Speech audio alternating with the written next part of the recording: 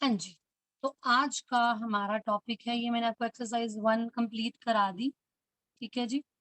इसको सॉल्व कर लेना, ये क्वेश्चन नंबर 13 है आपके सामने और बाकी भी मैंने बता दिए हैं आपको।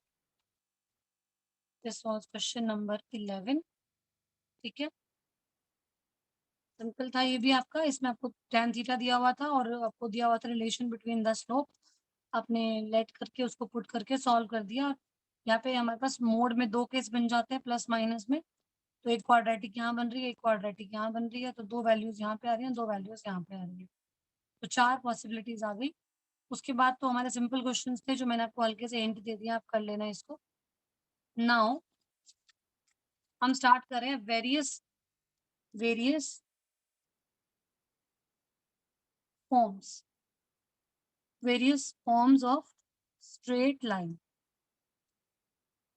आज का टॉपिक है various forms of the straight line, ठीक है जी। अच्छा, अब तक लास्ट ईयर तक क्या हो रहा था? लास्ट ईयर भी हमने लाइन्स लीनियर इक्वेशन पढ़ा था 10th में भी और 9th में भी। तो क्या था लास्ट ईयर हमने क्या पढ़ा था?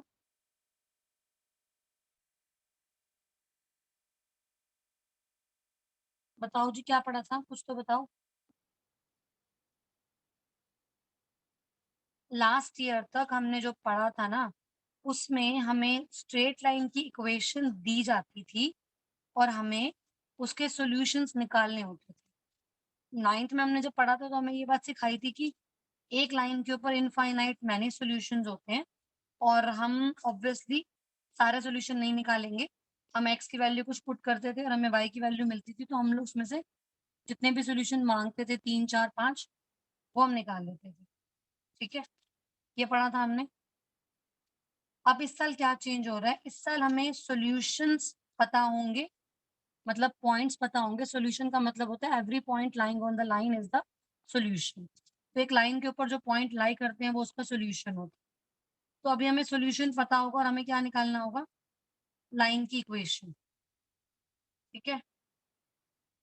मैं अपनी बुक ढूँढ रही थी, मुझे बुक नहीं दिख रही, कहाँ रख दी? चलो कोई नहीं।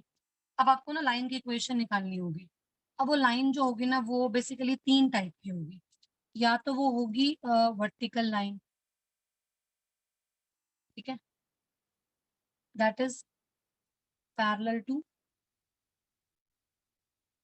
Y axis. या वो होगी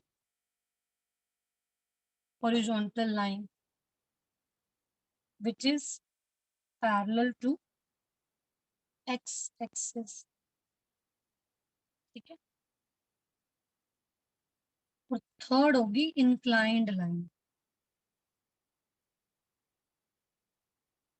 इंक्लाइंड लाइन। अगर हमारे पास ये है एक्स वाई प्लेन और लाइन अगर ऐसी है, तो ये जो लाइन होगी ये होगी पैरेलल टू वाई एक्सिस। ये लाइन हो जाएगी पैरेलल टू वाई एक्सिस, ठीक है? अब इस लाइन पे आप कोई भी पॉइंट ले लो। मान लो सपोज़ मेरा ये वाला पॉइंट 2 है। इस पॉइंट पे मैं इस लाइन पे मैं कोई भी पॉइंट लेती हूँ, ये वाला पॉइंट, कोई भी पॉइंट लेती हूँ ना, इसमें x की वैल्यू 2 ही रहेगी बिकॉज़ x की वैल्यू होती है डिस्टेंस फ्रॉम वाई एक्सिस। अब ये डिस्टेंस 2 है, ये भी डिस्टेंस 2 है, ये भी डिस्टेंस 2 है, ये भी डिस्टेंस 2 है। यहाँ पे मैं कोई भी पॉइंट लूँगी, उसके अंदर x की वैल्यू 2 होगी। x की वैल्यू मतलब डिस्टेंस फ्रॉम y एक्सिस, लेकिन y की वैल्यू वेरी कर रही है। जैसे मान लो सपोज़ एक बार के लिए ये है 1, ये है 2, 3, 4, 5, मैं ऐसे रैंडमली बना दिए। ये वाला पॉइंट होगा 2, 1, ये होगा 2, 2, 3, 2, 4, 2, -1, 2, -2, -2, -3, 2। तो हम देख रहे हैं कि y की वैल्यू वेरी कर रही है, x की वैल्यू फिक्स्ड है। तो इस टाइप की लाइन्स की जो इक्वेशन होती है वो होती है पैरेलल टू y एक्सिस, मतलब x is equal to constant, ठीक है? k ले सकते हो आप कांस्टेंट के लिए, c ले सकते हो, कुछ भी अपनी मर्ज़ी आप ले सकते हो। x is equal to constant, ठीक है? अब वो जो k है वो डिपेंड करता है पॉजिटिव या नेगेटिव होगा। अगर जो जो पैरेलल लाइन है वो राइट हैंड साइड पे है तो k पॉजिटिव होगा और अगर parallel line left hand side पे है तो k नेगेटिव। अच्छा, अगर line parallel to y axis है और नीचे हम मान लेते हैं ये, इस कंडीशन में पैरेलल टू y में x हमारा पैरेलल टू x में y हमारा कांस्टेंट हो जाता है। तो इसकी इक्वेशन बनेगी y is equal to constant. यहाँ पे भी k पॉजिटिव या नेगेटिव होगा अकॉर्डिंग टू द लाइन। अगर लाइन अप साइड है तो k पॉजिटिव और लाइन डाउन साइड है तो k नेगेटिव। ठीक है, सिंपल से याद करने का तरीका है parallel to y axis, parallel to y axis में x is equal to constant and parallel to x axis means y is equal to constant. Parallel to x axis में y is equal to constant, parallel to y axis में x is equal to constant. Third आती है हमारे पास inclined line. अब वो line जो है वो हमारे पास ऐसी भी हो सकती है, ऐसी भी हो सकती है, ऐसी भी हो सकती है, ऐसी भी हो सकती है और पासिंग थ्रू ओरिजिन भी हो सकती है। ठीक है, पासिंग थ्रू ओरिजिन भी हो सकती है। तो हम सारे one by one case discuss करेंगे। अगर हम एक नॉर्मल सा लेते हैं कि मतलब कोई जैसे हमने एक फर्स्ट क्वाड्रेंट में सिंपल सी लाइन ये ले ली, ठीक है, ये ले लिया हमने। तो सबसे पहली बात आप सुनो, जो कोई भी लाइन एक्स एक्सिस को और दोनों एक्सिस को कट करती है, तो जो कट बनते हैं, जो पार्ट बनता है एक्सिस का, उसको बोला जाता है इंटरसेप्ट। क्या बोलते हैं? Inter intercept. Intercept is the length cut by a line on axis. कोई भी लाइन एक्सिस को कट करती है तो जो ये पार्ट बन जाते हैं ये वाले, इनको बोलते हैं इंटरसेप्ट। तो अगर वाई एक्सिस के ऊपर जो कट लग रहा है ये वाला, इसको बोलते हैं वाई इंटरसेप्ट। और जो एक्स पे बनता है उसको बोलते हैं एक्स इंटरसेप्ट। तो ये X intercept and Y intercept हमारे पास बन जाते हैं। ठीक है, मैम, अब इसके ऊपर भी हम, हाँ जी, मैम इंटरसेप्ट को ही कंपोनेंट बोलते हैं। क्या बोलते हैं? Ma'am component. कंपोनेंट का अलग सेंस में भी यूज होता है, मतलब कई बार इसमें आप सेम तरह से ट्रीट कर लेते हो, लेकिन intercept properly part of the axis होते हैं where the line cuts. Component को आप कहीं और जगह भी यूज कर सकते हो और भी सेंस में भी यूज कर सकते हो, ओके मैम। उसमें काफी मीनिंग बन जाते हैं उसके। बट प्योरली इंटरसेप्ट का मतलब प्योर ये होता है कि आपका जो एक्सिस है, दोनों एक्सिस है, उस पे वो लाइन जो डिस्टेंस में कट कर रही है वो आपका इंटरसेप्ट होता है। ठीक है, अब देखो, अब इसमें ना हमारे पास ना लाइंस की वेरियस फॉर्म्स आने वाली है, क्योंकि बहुत सारी फॉर्म्स है तो उनको नाम से याद करना बेटर रहता है, तो नाम से याद करेंगे। लाइन मैंने बता दिया आपको, इतने जैसे होंगे हमारे पास। अब मैं टाइप्स की बात कर रही हूँ, फॉर्म की बात कर रही हूँ। पहला फॉर्म है point slope form. Point slope form, नाम से समझ में आ रहा है, इसमें एक पॉइंट गिवन होगा और आपको स्लोप गिवन होगा। मतलब जो लाइन जिसकी आपको इक्वेशन निकालनी है, जिस लाइन की आपको इक्वेशन निकालनी है, वो लाइन एक्स एक्सिस के साथ जो स्लोप बना रही है, जो एंगल है उसका tan हो गया या नॉर्मल आपको m दे रखा है स्लोप, आपको वो स्लोप गिवन है। और उसके साथ साथ उस लाइन के ऊपर कोई भी एक पॉइंट आपको गिवन है, any one point is given. ठीक है, तो उस सिचुएशन में, अच्छा मैं आपको जो बात बता रही थी पहले, अभी रिकॉर्डिंग से पहले, वो एक बार रिपीट कर देती हूँ। मैं ये बोल रही थी कि जैसे देखो ये है मेरे पास, ठीक है, ये ले ली मैंने लाइन। ठीक है, अब इस लाइन के ऊपर तो इनफाइनाइट पॉइंट है, इनफाइनाइट पॉइंट है, x1 y1 x2 y2 x3, endless है लाइन, कितना मर्जी आप एक्सटेंड कर दोगे तो सारे पॉइंट्स तो हम नहीं निकाल सकते। तो अब यहाँ पे ना एक हम जनरल पॉइंट लेते हैं x कॉमा y। अब आप बोलोगे मैम ये क्या मतलब हुआ, जनरल पॉइंट में से और स्पेसिफिक स्पेसिफिक पॉइंट में क्या डिफरेंस? देखो, मुझे पर्टिकुलरली एक एक पॉइंट दिया हुआ है 2,3, और ये बोला जाता है कि हमारी लाइन इस पॉइंट पॉइंट से पास करती है, तो वो तो उसका एक स्पेसिफिक पॉइंट हो गया। एक्स वाई का क्या मतलब है? एक्स वाई का ये मतलब है कि इस लाइन में ना जितने भी पॉइंट्स होंगे, वो डेफिनेटली सारे पॉइंट्स अलग अलग होंगे, वेरी करेंगे आपस में, लेकिन उन सब के अंदर ना एक रिलेशन होगा। ऐसा कभी नहीं हो सकता कि भैया किसी एक एक्स वाई में अलग रिलेशन है, बाकी पॉइंट में अलग रिलेशन है। जितने भी पॉइंट हैं, आप किसी भी लाइन को देख लेना अपनी, आप एक नॉर्मल से हम नाइन्थ की बात करते हैं। मान लो मेरी इक्वेशन है x plus Y is equal to 5, simple. ठीक है, अब यहाँ पे x plus Y is equal to 5 में x और y में रिलेशन क्या है कि इनका सम 5 है। आप कोई भी पॉइंट उठा के देख लेना, कोई भी पॉइंट, तो मैं ऐसा हो नहीं सकता, पॉसिबल नहीं है। अगर आपने x प्लस वाई, मान लो मेरे पास ये वाला पॉइंट 5 है, ठीक है, 1 2 3 4 5, 1 2 3 4 5, मान लो ये पॉइंट 5 है।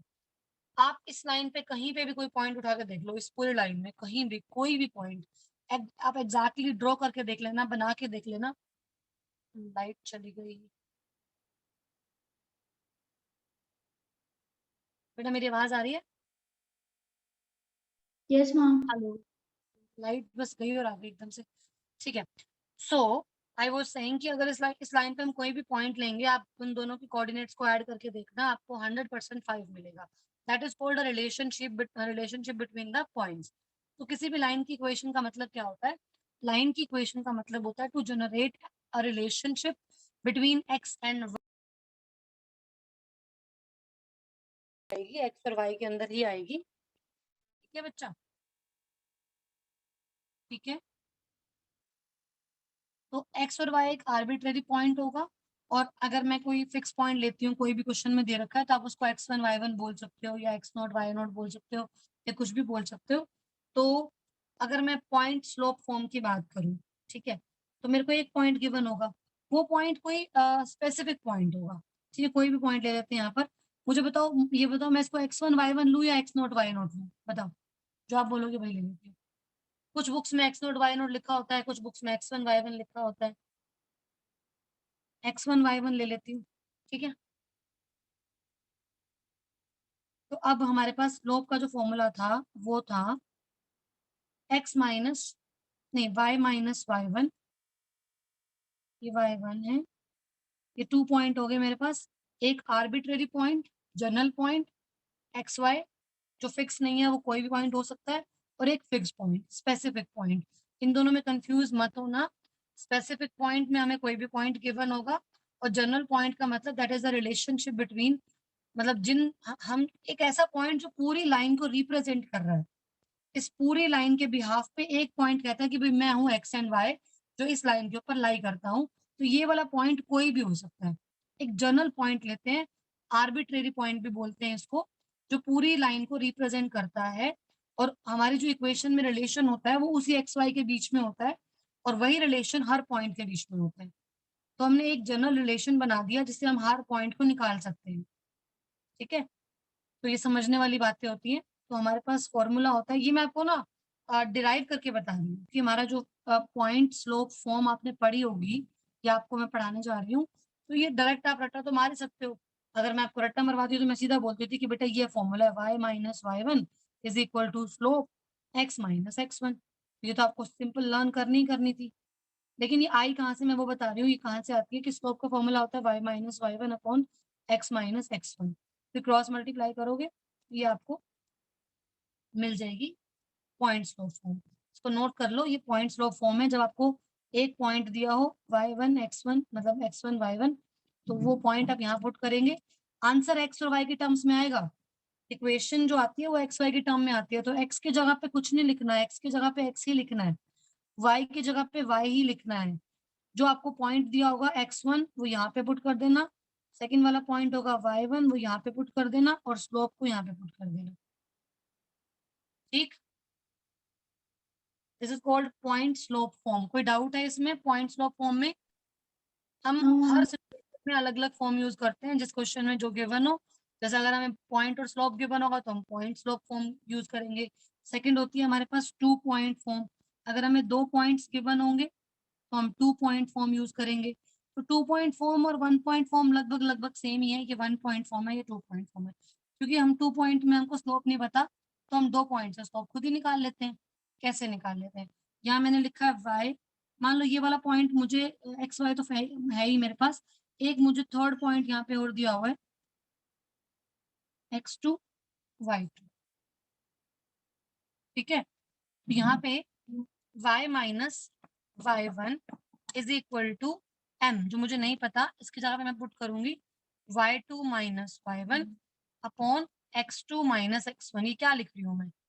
y2 माइनस y1 क्या होता है अपॉन x2 माइनस x1? बताए, कोई बताएगा मुझे क्या होता है ये? हाँ, स्लोप। यस, तो ये हमने स्लोप निकाल लिया। अगर स्लोप डायरेक्टली पता तो बहुत ही बढ़िया, और नहीं पता तो हमने स्लोप यहाँ निकाल लिया। और इनटू में क्या था, x माइनस x1। तो जो आपने y1 यहाँ लगाया और x1 यहाँ लगाया, वही आप यहाँ लगाएंगे। मतलब उल्टा मत कर देना, यहाँ पे यहाँ पे उसको y2 ले लिया और यहाँ पे y1 ले लिया, ऐसे मत करना। तो ये है हमारे पास सेकंड वाला फॉर्म, थोड़ा नीट नहीं दिख रहा, मैं आपको दोबारा से नीचे लिख देती हूँ। y minus y1 is equal to y2 minus y1 upon x2 minus x1 into x minus x1। ये है मेरे पास 2.4। ठीक है, इसको देखो जरा, दो दो हमारे पास फॉर्म आ गई। इसके बाद जो मैंने आपको बताया था इंटरसेप्ट, तो इसके बाद आता है हमारे पास स्लोप इंटरसेप्ट फॉर्म, जिसमें हमें पॉइंट की जगह पे इंटरसेप्ट दिया होता है। अब इंटरसेप्ट में और 1 पॉइंट फॉर्म में कुछ ज़्यादा डिफरेंस नहीं है, बिल्कुल सेम ही है। करा देती हूँ, एक काम करते हैं, पहले आप ना वो कर लो, रीज्वाइन कर लो, क्योंकि बीच में से इंटरप्ट हो जाएगा तो टाइम हमारा। रीज्वाइन करते हैं।